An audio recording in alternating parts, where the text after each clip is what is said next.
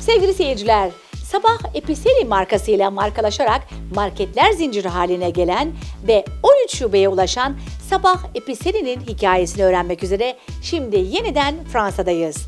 Sevcan Cemtos'un bu hikayeyi sizler için öğrendi.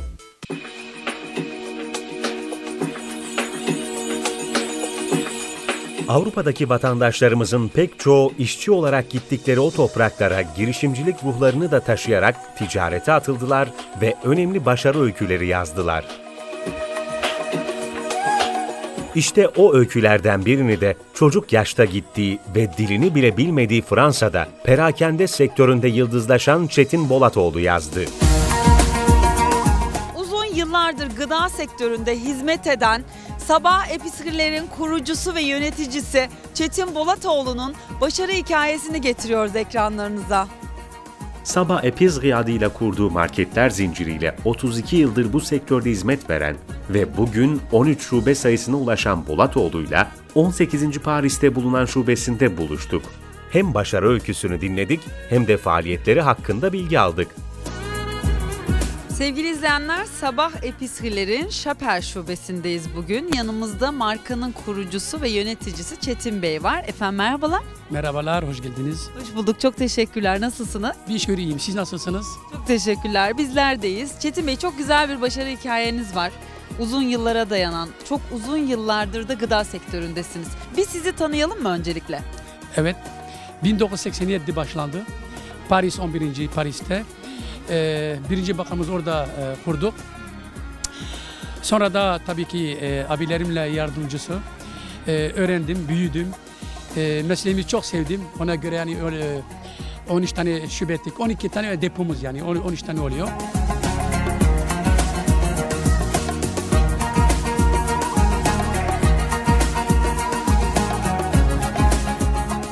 Paris ve çevresinde Sabah Episeri'lerin 13 tane şubesi var. Ama ben istiyorum ki öncesine bir gidelim. İzleyicilerimiz sizi bir yakından tanısınlar. Bu başarı hikayesi nasıl oluştu? Kaç senesinde Fransa'ya geldiniz? Kaç yaşında? Nasıl bu sektöre atıldınız? Çünkü neden söylüyorum bunu değerli izleyenler? Çetin Bey işini o kadar çok seviyor ki biz ilk görüştüğümüzde dedi ki benim çocuklarım var ama diğer çocuklarım da marketlerim. İşimi çok seviyorum.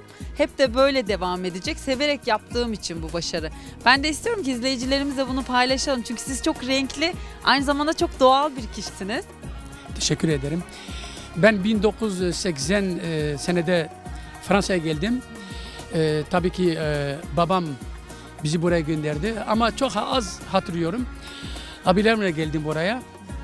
Abilerimle, yengelimle yerleştim. Anne baba olmadan burada büyüdünüz, kardeşlerinizle, yengenizle beraber. Babam yoktu, annem yoktu. Sadece abilerim, yengelerim.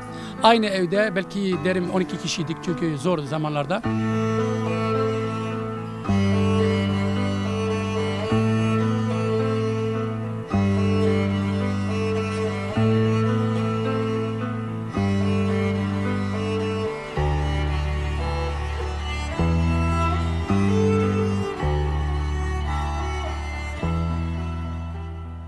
Abilerim, tabii yengelerim bana saygıyı, sevgiyi, hayat önemi verdiler. Ben de gördüm tabii ki abilerim işleri çok zordu, işçiydi. Ambarlarda çalışıyorlardı, bulaşık restoranlarda çalışıyorlardı. Tabii normal bir şey. Ben de çok üzülüyordum durumlara. Böyle yavaş yavaş yetiştim. Kaç yaşındaydınız? Yaşım 10'du. 10'du yaşım ama az hatırlıyorum. O zamanlarda tabii ki abilerim yatılı okula gönderdiler beni. Çünkü geç geldim oraya diye. Fransızca öğrenmek için. Acele öğrenmek için yatılı okula gönderdiler. Galiba buradan 150-200 kilometre Paris'ten. Ne bonjour, ne over, ne falan biliyordum hiç. Gönderdi oraya. Okulda sadece 32 kişiydi çocuk. Öğretmen, müdür, bakımlar hepsi aynı yerlerde yaşıyorduk, oturuyorduk, yiyorduk hepimiz orada. Orada yavaş yavaş öğrendim tabii ki. Yaşım 12-13 orada 2-3 sene kaldım. Tekrar Paris'e geldim. Biraz koleje gittim. Çok tembeldim. Doğrusu çok tembeldim. İşte bu yüzden diyorum ya kişilik olarak çok renkli ve çok samimi kendisi. Her şeyi çok rahatlıkla söyleyebiliyor doğallığıyla. Çok tembeldiniz, çalışkan bir öğrenci değildiniz. Çok tembeldim. Öğretmen anlatıyordu, konuşuyordu. Ben de beynim köydeydi. Çetin Bolatoğlu o yıllarda birçoklarının olmak istediği yerde Avrupa'nın en önemli başkentlerinden Paris'teydi. Ama onun kalbi, ruhu, doğduğu topraklarda Hatay Altınözü'de kalmıştı. Kendini derslere veremiyor ve bu da onun başarısız bir öğrencilik dönemi geçirmesine neden oluyordu. Her zaman sıfır altında sıfır alıyordum. Tabii ki ben o şeyleri, notları ne derler bu... Ders notları. Ben hepsini sakladım evde. Bir gün benim eşim Aysel çıkardı onları. Dedi çocuklara göstereceğim, babanız olabilir. Diploması yok, olabilir, okula gitmedi. Ama hayat meslekten becerdi. Ama görün. Hayat okulunu okudu. Görüyor çocuklar hepsi ne derler? Sıfır mı? Sıfırın beter. Daha beter. Okuldan gönderdiler beni. Kaç kere gönderdi. Diyorlar sen yer alıyorsun boşa burada yer. Ben öyle yani doğrusu yani okul benim değildi. Okul yani çünkü ya anasız, babasız ne derler sıcaklık böyle sevgisiz bunlar çok önemli. Tabii abilerim var. Ama Anne baba baş. abilerim çocukları da var. Bunlar da anlatabildim mi nasıl? Ta ki ben dedim ki abilerim çok çalışıyorlar. Ben de biraz onların gibi böyle örnek aldım. Dedim ben de bir gireyim işlere yavaş yavaş. Ticarete atılayım dediniz bu kadar küçük bir yaşta. Evet aynen öyle oldu. Bugün olduğu gibi o yıllarda da dünyanın en önemli moda başkentlerinden biriydi Paris ve konfeksiyon en yaygın sektörler arasındaydı. Çetin Bolatoğlu'nun ağabeyleri de bir konfeksiyon atölyesi kurmaya karar vermişlerdi.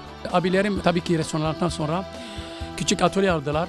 Bizim bütün akraba köyler orada çalışıyorlardı. Yani bir dönemler Fransa'da konfeksiyonun çok yoğun bir sektör olduğu dönemler değil mi o dönemler? Çok vardı ama işçi çok yoktu.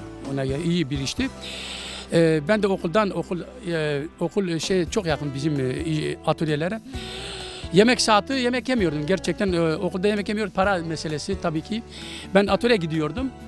Yardım ediyordum. Yardım ettiğim tabii ki biliyorsun yani büyükler ne al 2 frank, 3 frank ben de alıyordum, saklıyordum. Harçlık alıyordun. Harcık alıyordum. Tabii ki sonra da biraz daha büyüdüm.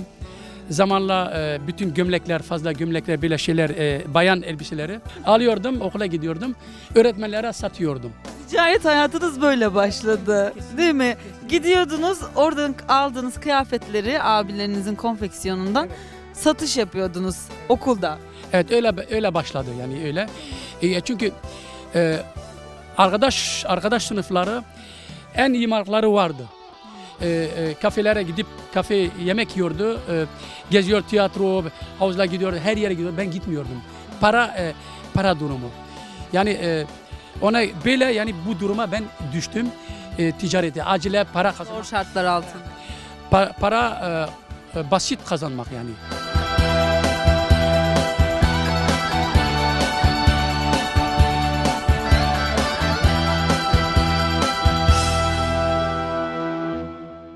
Biliyorsun burada bir derece seneye geliyorsun, staja gidiyorsun. Öğretmen yani okul sana staja gönderiyor.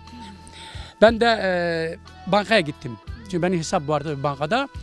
Beni çok seviyorlardı. Yani staj etmedin. Dedim beni staj alın. Dedi alırım seni staja. Aldılar bari her şey yapıyordum. Maşallah bizim her yerde bizim Türkler çalışkan maşallah hepsi. O bankada para alıyordum, sayıyordum. Para veriyordum. Çekleri yapıyordum. Mektupları açıyordum. Temizlik ediyordum. Hem de onlardan İşe baktınız orada. atölyeden, abilerden yine alıyordum şeyleri. Satıyordum orada bankada. Yine ticareti konuşturuyorsunuz orada. Aynı. Sonra da direktör dedi, müdür dedi ki ya Çetin sen gel bizimle. Biz seni çok sevdik. Bizimle çalışacaksın.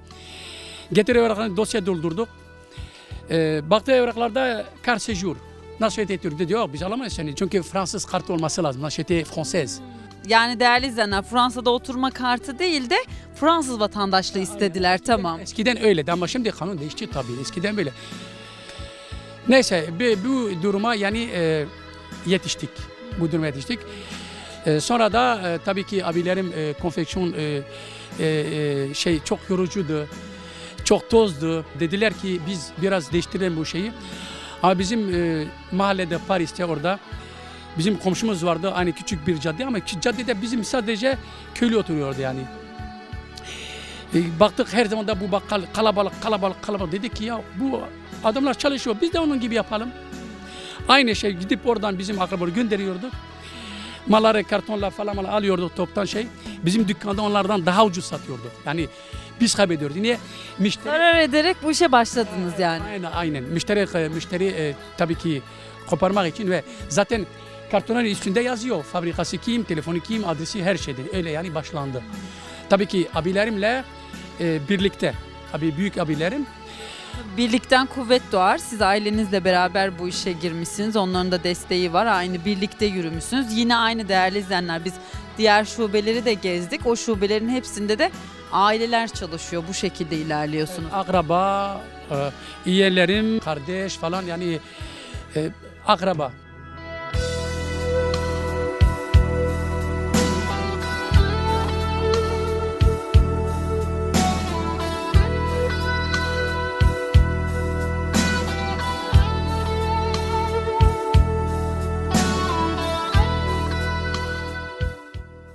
Hangi şubeyle başlandı? 13 tane var zaten şu anda Paris ve çevresinde. Önceden küçük bir caddede başladık. Sonra da işimiz büyüdü. Tabii ki her şey değişti. Eskiden müşteri giremezdi dükkanlara. Çünkü bizim önceden Arap vardı.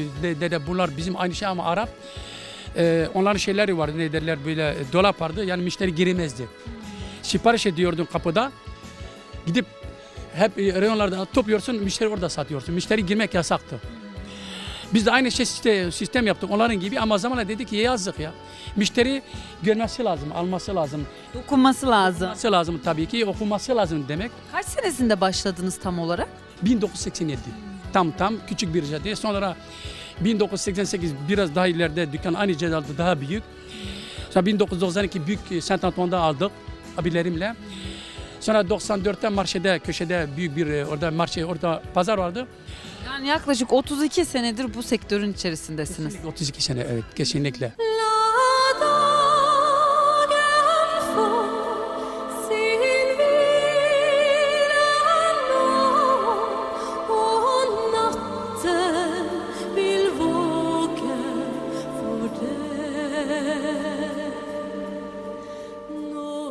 Metin Bolatoğlu hayatın zorluklarıyla erken yaşta tanışmıştı.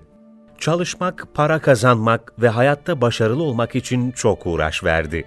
Yoğun iş temposu bir süre sonra onu sağlığından etti. Ama o aldırmadı. Renkli kişiliğinden de hiçbir şey kaybetmedi. Kısa sürede toparlandı ve çok sevdiği işinin başına geri döndü. Şimdi biraz bilgi verelim isterseniz. 13 tane şube var dedik. Hemen hemen hepinizin yakınında bir tane sabah episi var değerli izleyenler. Neler var burada onu da konuşacağız ama hangi bölgelerde var ona kısaca değinelim isterseniz. Paris 12 var, Saint Antoine yani Bastille'in bölgesinde. Charon'da var, Avron'da var Paris 20 tam bu Porte-Montre'ye yakın. Sonra da Avenue Flandre. Burada yakın. Ketchum-Aubervilliers de var. Chapelle burası, Chapelle Paris 18 tam bu özel dükkanı yani bu en özel dükkanı. Sonra da dedik Ketchum'a galiba. Aubervilliers, Mairie d'Aubervilliers de var. Sonra döndük beri Stade de France, Saint-Denis'de var bir tane. Sarcelles''de büyük bir tane var. Sonra da depomuz var Pavillon-sous-Bois'da. Zaten hepsini ziyaret ettik. Ekranlarımıza da onu yansıtacağız. Çünkü biz bazı Mısır'dan mal getiriyoruz. Direkt bayı almışız. Buradan dağıtımı yapıyorsunuz. Buradan dağıtım ediyoruz. Evet. Çok fazla ürün var Çetin Bey. Buna değinebilir misiniz? Çok kesime hitap ediyorsunuz. Birçok ülkenin ürünü var burada. Neler bulunabiliyor? Hangi kesimlere hitap ediyor? Lübnan var, Suriye şeyleri var, Türk var, Marok var, Alceria, Cezayir var, Tunis var, Yunanistan çok var, İtalya'da var, İspanya var. Ya her bölgeden var ama sadece satılan mallar bizde var. Yani satılmayan mal getirmiyoruz. Şimdi bütün dükkanlarda yakın aynı dükkanlarda aynı çeşitlerimiz var. Bazıları daha fazla var, bazıları daha eksik var. Yaklaşık kaç çeşit ürün var? 1500 var. Mesela Sarcelles'de olabilir 2000 tane var Sarcelles. Çünkü Sarcelles'in dükkanı 300 metrekare var Sarcelles'de. Belleville, gittiniz Belleville'e. Orada çok yok. Var mesela 500 tane var. Ama hepsi gidiyor. Satılmazsa koymayız. Yer alıyor. İstenen şeyleri koyuyorsunuz genelde. Kesinlikle evet. Zaten benim hiç bilmediğim ürünler bile burada var. Değerli izleyenler şöyle diyebilirim. Aklınıza hangi ürün geliyorsa inanın yani olmama ihtimali çok düşük. Çok fazla çeşit var. Bir de dikkatimi çeken şey şu oldu. Mesela bir üründen 2 tane ya da 3 tane marka koymuşsunuz. O markalar da en çok satılan, en çok istenen iyi markalar değil mi? Evet, aynen. Mesela Türk markasından yoğurtlardan en iyi markası mesela bizim kırmızı kiloluk yoğurt ya da turşu mesela 2,5 kiloluk bu İzmir'den geliyor. Aynı çok iyi bir markadır.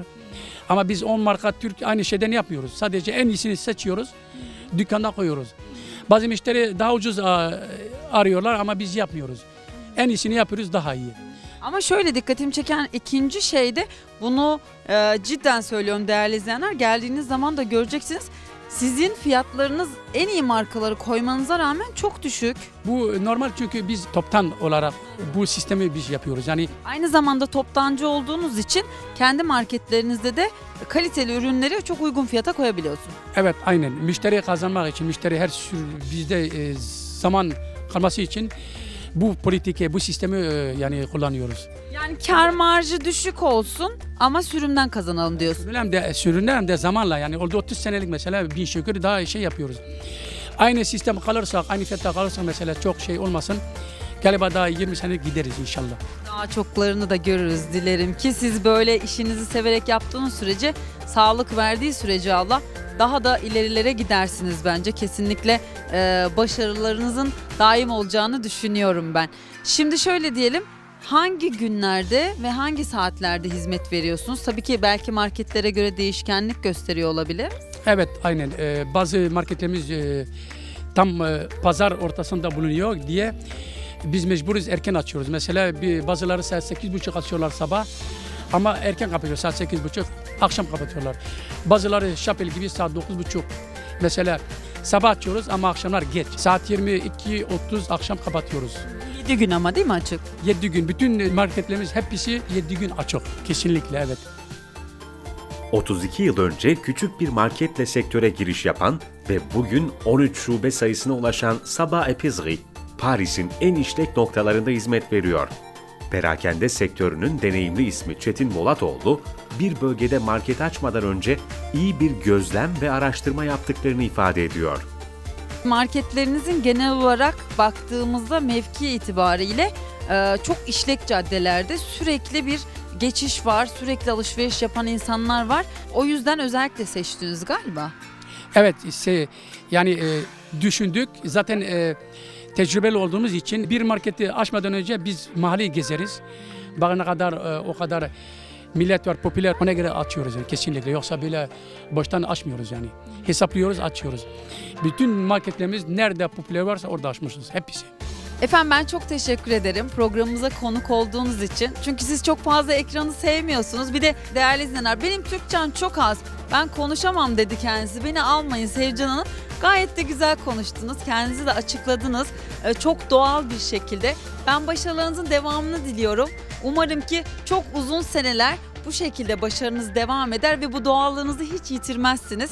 Siz neler söylemek istersiniz son olarak bizi izleyenlere? Bu duruma gelmek için çok saygı duydum. Bütün müşteriye, furnizörlere, işçilere çok saygı, tabii ki sevgi duydum kesinlikle bu. Ona göre galiba aynı şey sürecek. Seveceğim, saygı da göstereceğim. Umarım çok daha kalırız yani piyasada inşallah. Çok teşekkürler. Evet değerli izleyenler, Çetin Bey'in söylediği gibi işinizi sevgiyle ve saygıyla yaptığınız zaman, çalışanlarınıza, çalıştığınız kişilere, müşterilerinize saygılı olduğunuz zaman başarılı olmama şansınız yok. Biz bugün Çetin Bolatoğlu'nun bu başarı hikayesini getirdik ekranlarımıza. Vizyon birbirinden özel konu ve konuklarla devam ediyor.